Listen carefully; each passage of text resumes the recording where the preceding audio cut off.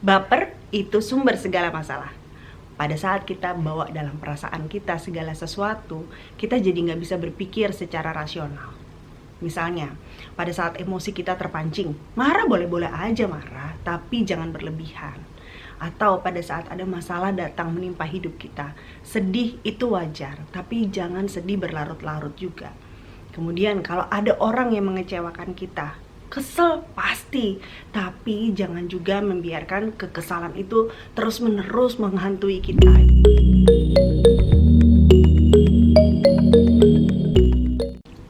Halo, kalau kita baru ketemu hari ini, nama saya Gloria Parinusa. Saya senang cerita-cerita di channel ini tentang minimalism and self-development. Tapi kali ini saya mau cerita tentang salah satu filosofi dari zaman Yunani kuno.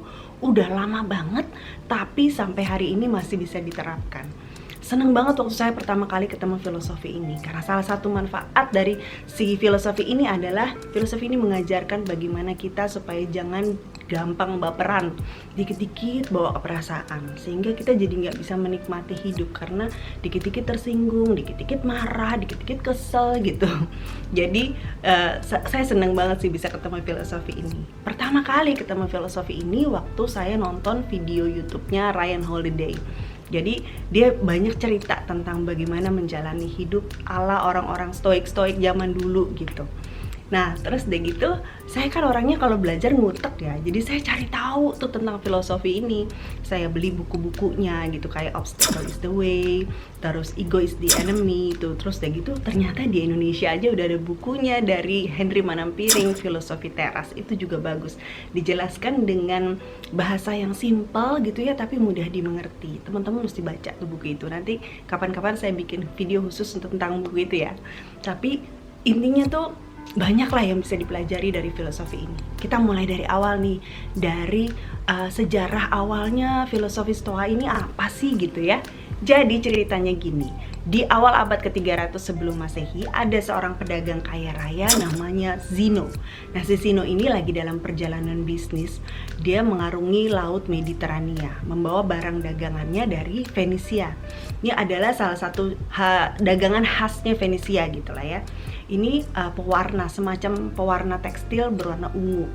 Nah, ini mahal banget barang dagangannya. Kenapa mahal? Karena pewarna tekstil pada zaman itu diambil dari ekstraknya siput laut.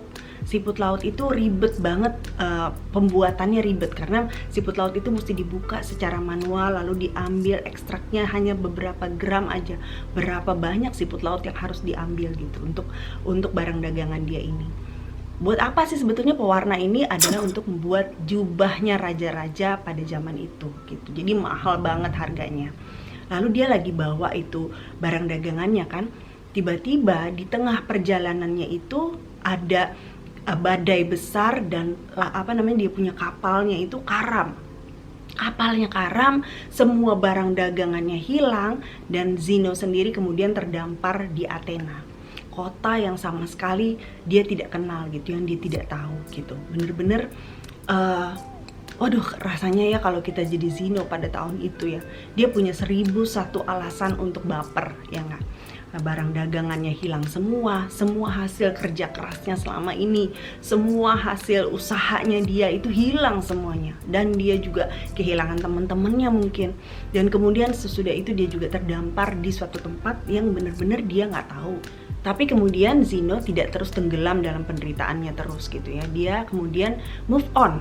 Apa yang dia lakukan? Dia pergi ke kota, lalu dia pergi ke toko-toko buku gitu ya. Di zaman itu mungkin udah ada ya. Jadi dia baca buku sebanyak-banyaknya. Dia belajar filsafat pada zaman itu. Setelah dia belajar berbagai macam hal, kemudian dia akhirnya membuat filosofinya sendiri. Dia kumpulin murid-muridnya itu di satu tempat yang disebut Stoa Poikile gitu.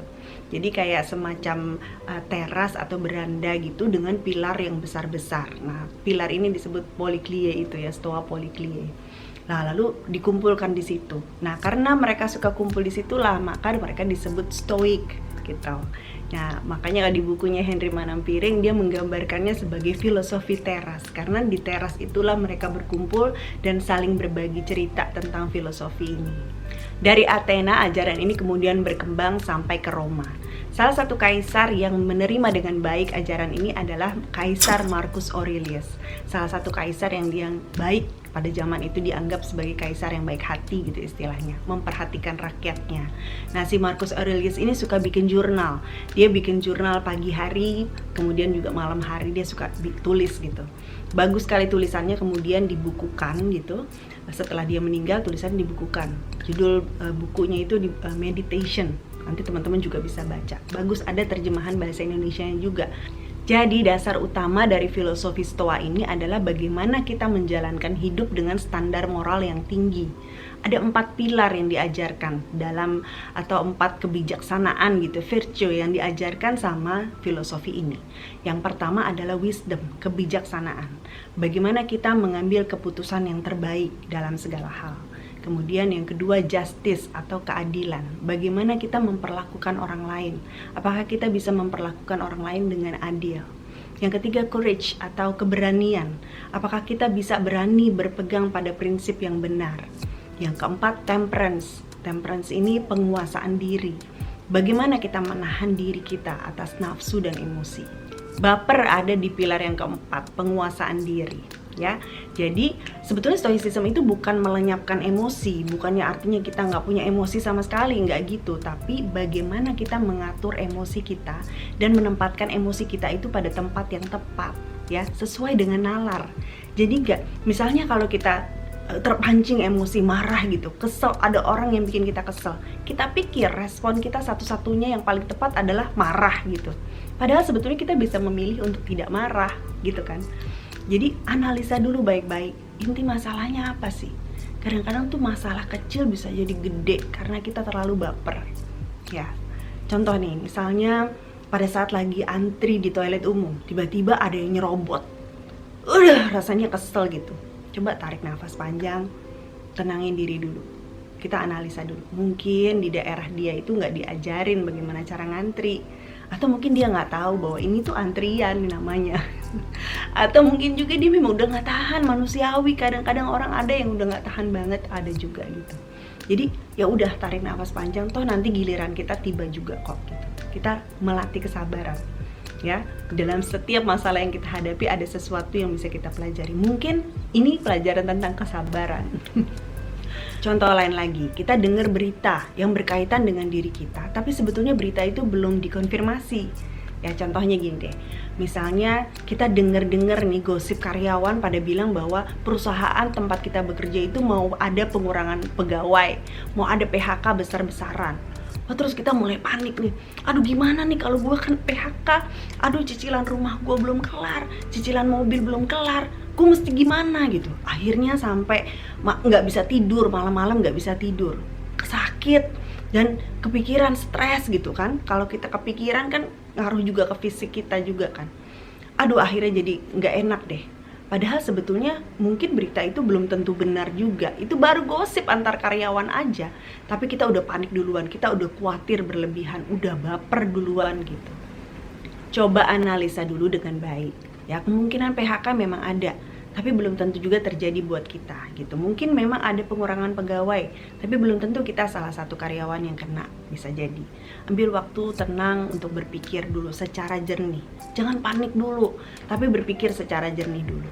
Kemudian mulai pikir, kalaupun saya kena, kira-kira nih sebetulnya ada nggak keahlian lain yang bisa saya lakukan? Apa yang bisa saya lakukan supaya saya bisa tetap bisa menyambung hidup saya ini? Kira-kira keahlian apa lagi, jenis pekerjaan apa yang bisa saya lakukan? Pelan-pelan dipikirin gitu. Kemudian juga kita bisa, kadang-kadang tuh ya, masalah itu datang justru untuk kebaikan kita sendiri. Kalau kita selama ini terlalu nyaman di satu tempat, pada saat ada masalah ini datang, ada kesempatan yang terbuka lebar di depan kita, yang kita baru lihat gitu. Wah, ternyata kalau kita lakukan hal ini, sebetulnya kita jadi lebih maju. Tapi karena kita udah selama ini ada di zona nyaman, kita nggak berani keluar dari kantor kita atau dari tempat kerja kita ini, ya kita nggak pernah melihat kesempatan yang baru. Coba pelan-pelan dipikirin dengan hati yang tenang, dengan pikiran yang tenang. Atau misalnya saat diputusin pacar, daripada baper berhari-hari, berbulan-bulan, mendingan move on. Terima keadaan dan kemudian siapkan hati untuk melihat kesempatan baru. Mungkin ini cara Tuhan untuk mengingatkan kamu bahwa ini bukan jodoh yang buat kamu gitu. Ini bukan jodoh yang disiapkan Tuhan buat kamu. Barangkali ada orang yang memang tepat banget, cocok yang sudah disiapkan buat kamu. Cuman kamu belum ketemu aja gitu. Jadi udahlah, jangan terlalu dibawa ke perasaan, move on aja. Jadi ada banyak banget yang bisa dipelajari dari filosofi Stoa ini. Ini hanya sebagian kecil aja dari filosofi ini ya. Kalau tentang baper ini cuma ada di pilar keempat tadi. Tapi ada banyak lagi yang bisa diceritain. Gak bisa diringkas dalam satu video aja, gak bisa. Makanya nanti saya bikin playlistnya, saya akan ceritain lebih banyak lagi. Kalau teman-teman gak mau ketinggalan, jangan lupa subscribe ya. Oke, kita ketemu lagi minggu depan ya. Thank you for watching. Dah.